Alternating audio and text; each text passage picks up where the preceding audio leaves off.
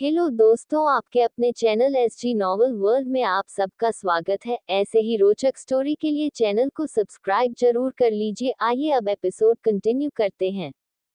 Episode 11। Class में जिया और आरव की एक लड़के से हुई लड़ाई।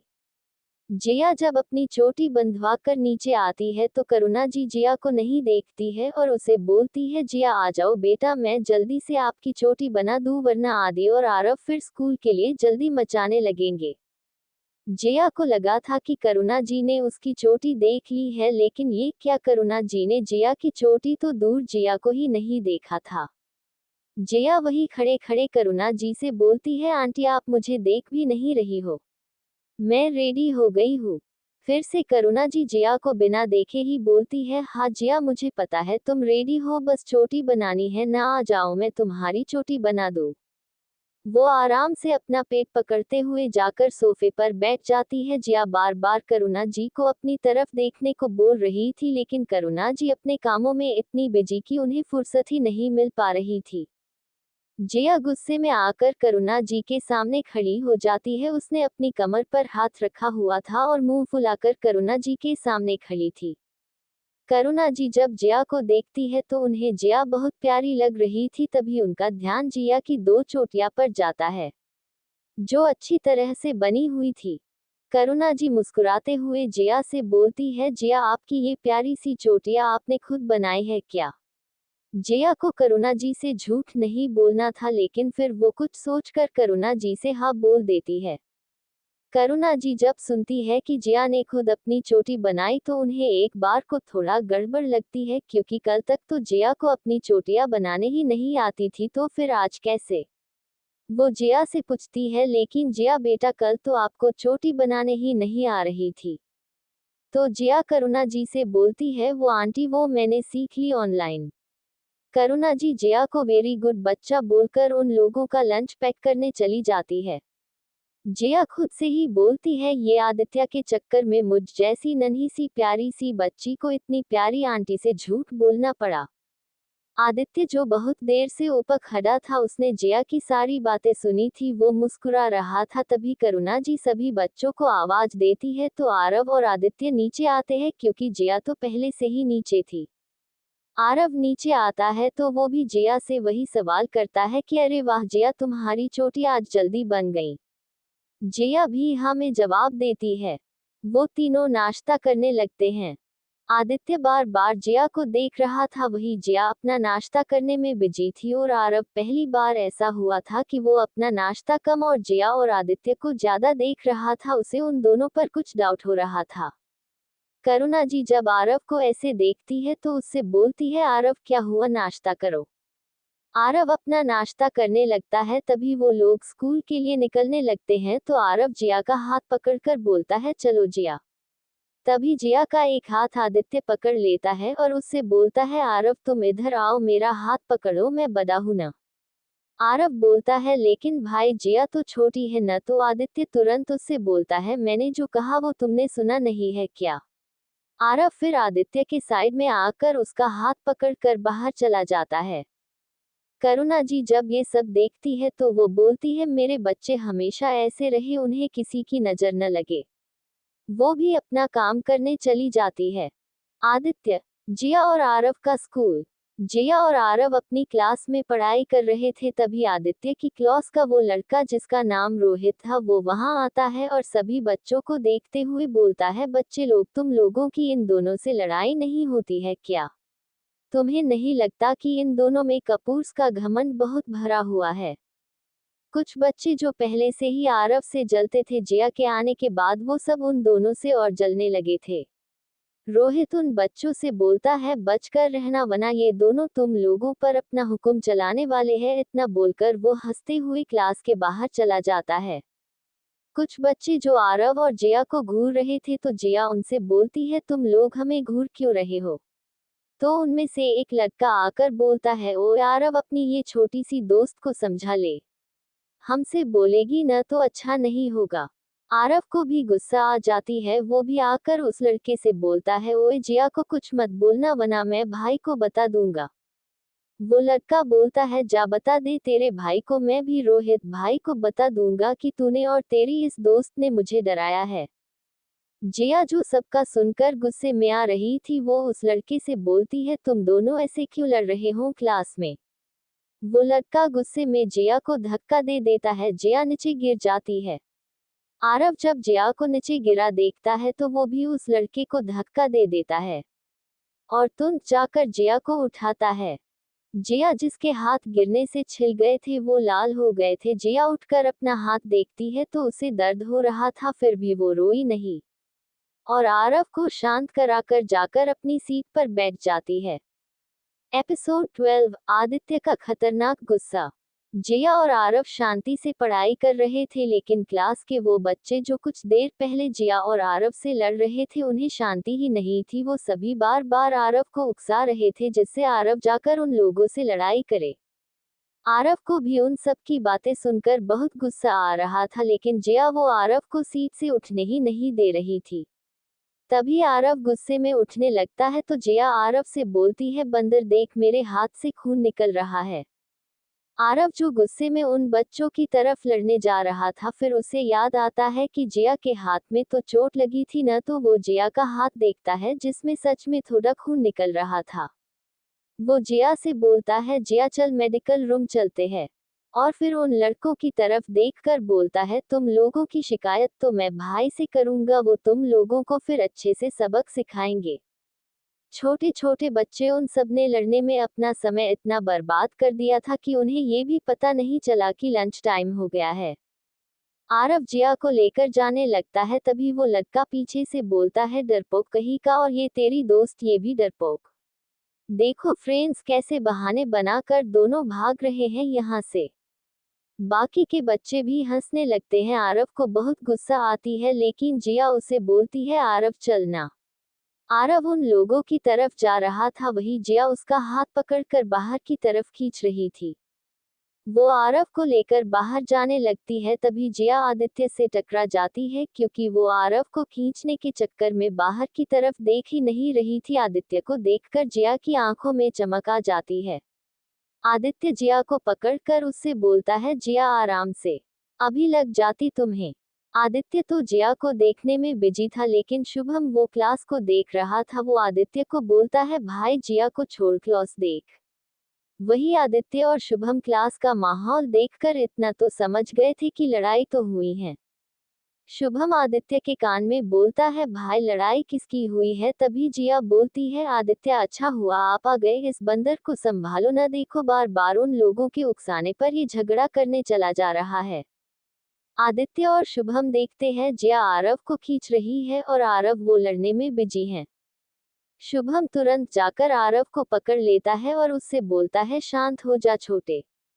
आरव शुभम से बोलता है, शुभम भाई छोड़ो मुझे, मैं इसे छोड़ूंगा नहीं। ये सभी सुबह से हमसे लड़ रहे हैं, मुझे और जिया को सुबह से परेशान कर रहे हैं। आदित्य सब कुछ सुन रहा था। वो आरव की तरफ देखकर उससे बोलता है, आरव शांत। आरव आवाज सुनकर शांत हो जाता है और आरव पीछे मुड़कर देखता है तो आदित्य अपने पैंट की जेब में हाथ डालकर खड़ा था। आरव तुरंत जाकर आदित्य को पकड़ लेता है और आदित्य से बोलता है, भाई ये सब न सुबह से हमसे लड़ रहे हैं। वो रोहित है न, वो आया था और उसने इन सबको पता नहीं क्या क्या बोला और ये सब हमसे लड़ने लगे। और देखो बाकी सब भी कुछ नहीं बोल रहे। आदित्य को आरव की बात सुनकर गुस्सा तो बहुत आ रही थी। वो उस लड़के को देख रहा था जो पहले ही आदित्य को देखकर कांप रहा था। तभी आरव आदित्य को बोलता है, देखो भाई इसने जिया को धक्का भी दिया। और जिया का हाथ आदित्य को दिखाते हुए बोलता है, देखो न भाई जिया के हाथ में चोट भी लग गई है। आदित्य पहले सिर्फ गुस्से में था, लेकिन जब उसने सुना कि जिया के हाथ में चोट लगी है, वो जिया का छोटा सा हाथ अपने हाथ में लेकर देखता है। उसका गुस्सा जिया की चोट देखकर और ज्यादा बढ़ गया था। जिया का छोटा सा हाथ पूरी तरह लाल हो चुका था, उसमें से कुछ जगह ज्यादा छिल जाने की वजह से खून आने लगा था। आदित्य जैसे ही जिया की चोट देखता है, वो जिया का हाथ छोड़कर उस लड़के के पास जाकर उसे एक थप्पड़ बहुत जोर से मारता है, जिससे वो लड़का नीचे गिर जाता है। आदित्य उसे उठाते हुए बोलता है, तेरी हिम्मत कैसे हुई ऐसा करने की। वो लड़का पूरी तरह से डर गया था। वो आदित्य से कुछ बोलने वाला होता है, तभी क्लास में रोहित आ जाता है। वो आदित्य से बोलता है, ओए आदित्य, तू इसे क्यों मार रहा है? लड़ना है तो मुझसे लड़, क्योंकि इसे मैंने कहा था ये सब करने के लिए। आदित्य बिना कुछ बोले आकर रोहित का सर पकड़कर उसे दीवार में टकरा देता है। रोहित के सर में बुरी तरह से लग गई थी। उसका सर इतना चकरा गया था कि वो कुछ बोलने की हालत में ही नहीं था। उसके सर से खून बहने लगा था। वो वही बेहोश हो जाता है। सभी बच्चे ये सब देखकर डर गए थे। आदित्य रोहित को और मारने वाला होता है, तभी शुभम आकर आदित्य को पकड़ लेता है। आदित्य का गुस्सा देखकर जया और आरव दोनों आकर आदित्य को पकड़ लेते हैं। जया आदित्य से बोलती है, आदित्य यहाँ से चलो प्लीज। शुभम, आरव और जया आदित्य को लेकर वहां से चले जाते हैं। एपिसोड 13, अभिषेक जी का फैसला। शुभम और जया आरव और आदित्य को लेकर बाहर चले जाते हैं। रोहित, जो आदित्य के मारने से वही बेहोश हो गया था।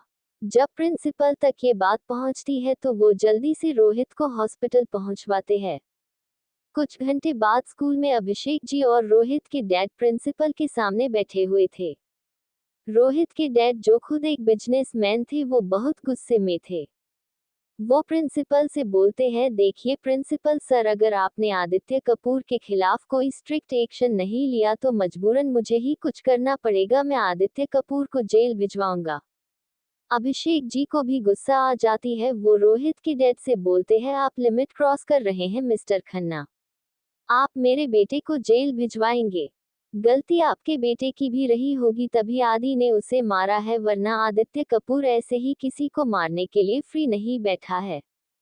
मिस्टर खन्ना अभिषेक जी का कॉलर पकड़ लेते हैं। वो अभिषेक जी से बोलते हैं, तुम्हें कपूर होने पर बड़ा घमंड हो रहा है। मैं तुम्हें और तुम्हारे पूरे खानदान को बर्बाद कर दूंगा।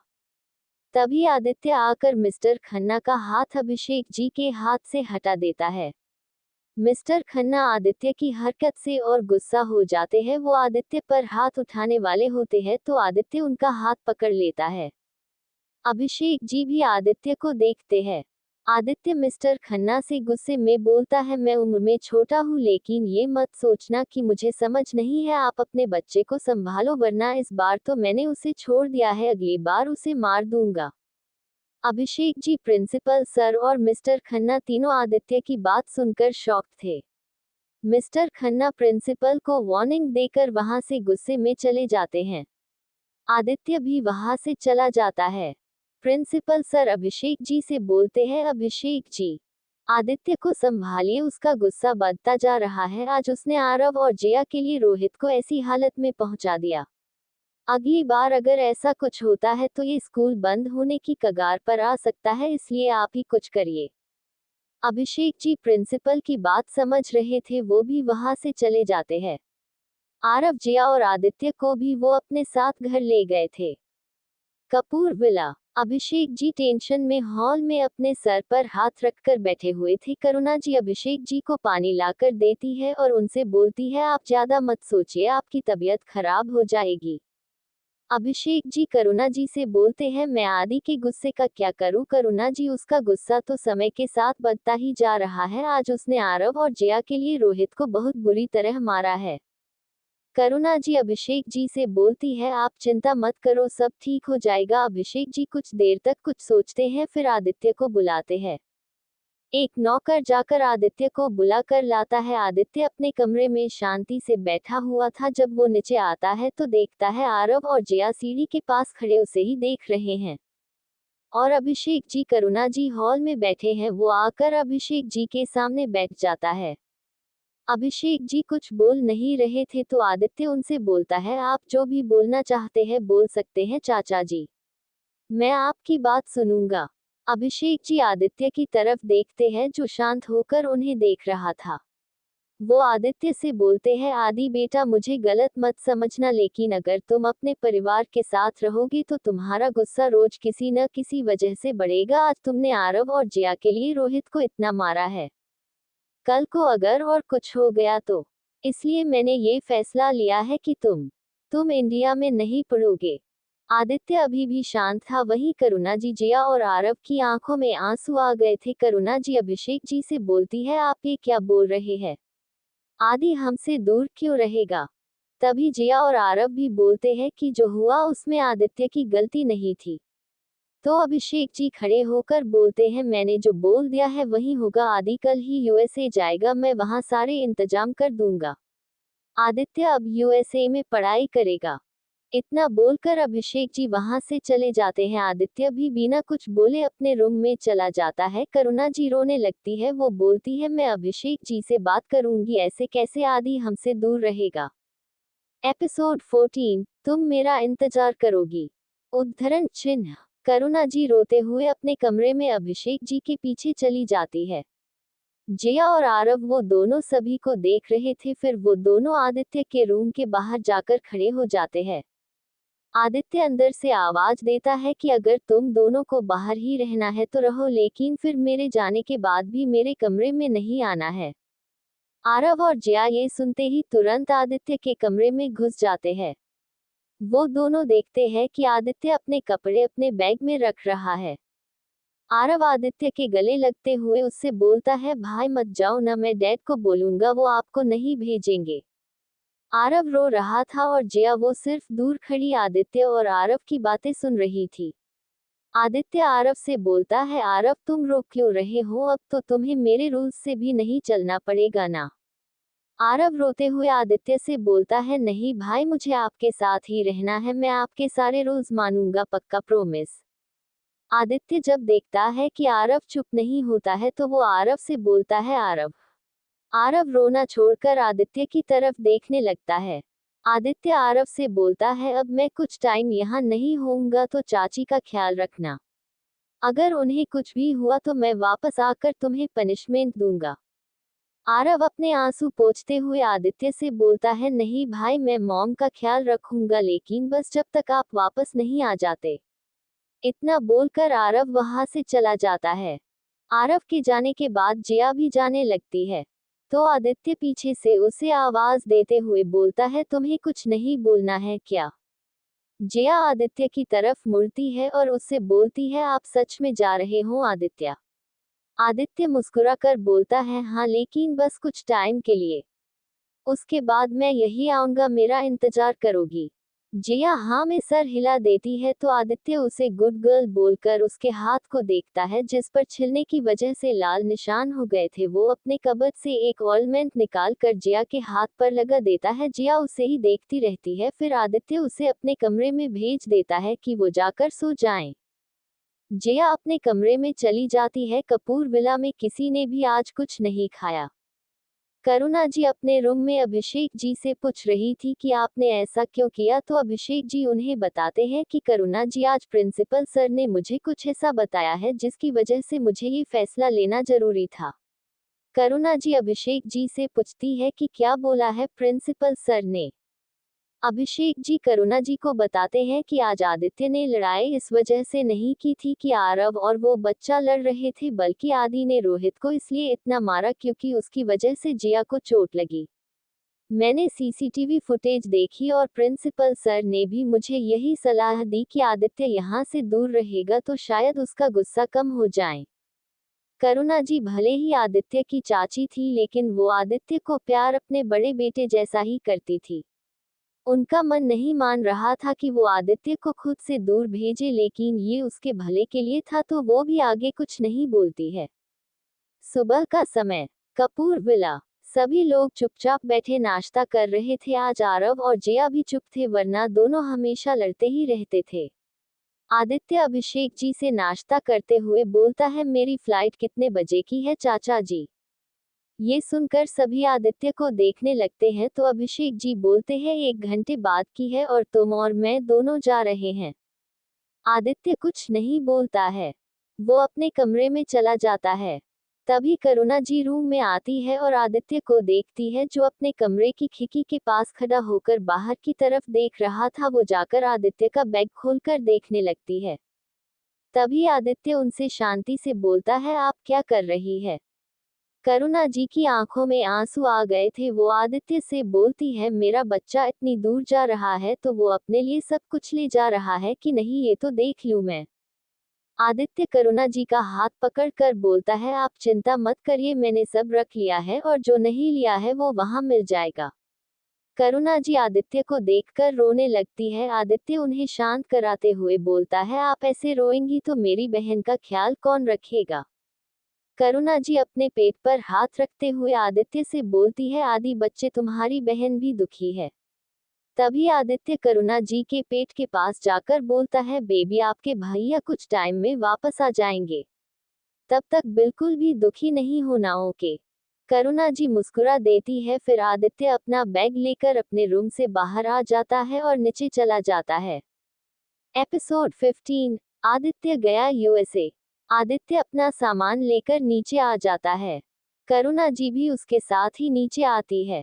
आरव और जिया दोनों गेट के पास चुपचाप खड़े थे। आदित्य उन्हें ऐसे देखता है तो वो मुस्कुरा देता है। वो आकर सोफे पर बैठकर अभिषेक जी का इंतजार करने लगता है। आज तो कपूर विला के सारे नौकर भी दुखी थे। तभी अभिषेक जी अपने रूम से बाहर आते हैं। वो सबको देखते हैं, सबके चेहरे मुरझाए हुए थे। वो एक नौकर को बोलकर आदित्य का और अपना सामान कार में रखवाते हैं। फिर आदित्य से बोलते हैं, आदि बेटा चलो। आदित्य उठकर करुणा जी के पास आता है और उनसे बोलता है, ध्यान रखिएगा। करुणा जी आदित्य के माथे पर किस करती है और उससे बोलती है, जब तुम वापस आओगे न तो तुम्हारी बहन तुम्हें यहाँ मिलेगी। आदित्य बाहर जाने लगता है तो आरव आदित्य का हाथ पकड़कर बोलता है, भाई जल्दी से आना। आदित्य मुस्कुरा देता है। वो जाने लगता है तभी जिया उसे आवाज देती है, आदित्य। आदित्य मुस्कुरा देता है। जिया जल्दी से भागकर उसके पास आती है और अपने हाथ में पहना हुआ काला धागा जिसमें एक छोटा सा रुद्राक्ष था वो निकालने लगती है। सभी लोग जिया को ही देख रहे थे कि जिया क्या कर रही है और आदित्य वो सिर्फ जिया को मुस्कुराते हुए देख रहा था जिसकी आंखों में आंसू था। जिया अपने हाथ से वो धागा निकालकर आदित्य के हाथ पर बांध देती है। करुणा जी मुस्कुरा देती है। जिया आदित्य से बोलती है, आदित्य ये माँ ने मुझे पहनाया था जिससे भगवान जी मेरी रक्षा करे, तो अब भगवान जी आपकी रक्षा करेंगे। अभिषेक जी आदित्य से बोलते हैं, आदि चलो। आदित्य जाकर कार में बैठ जाता है। जिया अभी भी कार के पास ही खड़ी थी। आदित्य की कार कपूर विला से निकल जाती है। वो कार के मिरर से पीछे छूटती हुई जिया को देख रहा था। तभी करुणा जी आकर आरव और जिया को अंदर ले जाती है। जिया एक बार मुड़कर उस कार की तरफ देखती है जिसमें आदित्य था, फिर वो भी अंदर चली जाती है। कार में आदित्य शांति से बैठा बाहर की तरफ देख रहा था। तभी उसकी नजर अपने हाथ में बंधे धागे पर जाती है जो खुल रहा था। आदित्य उसे अपने हाथ में जोर से गांठ लगाकर बांध लेता है। वो खुद से ही बोलता है, मैं इसे हमेशा अपने साथ रखूंगा।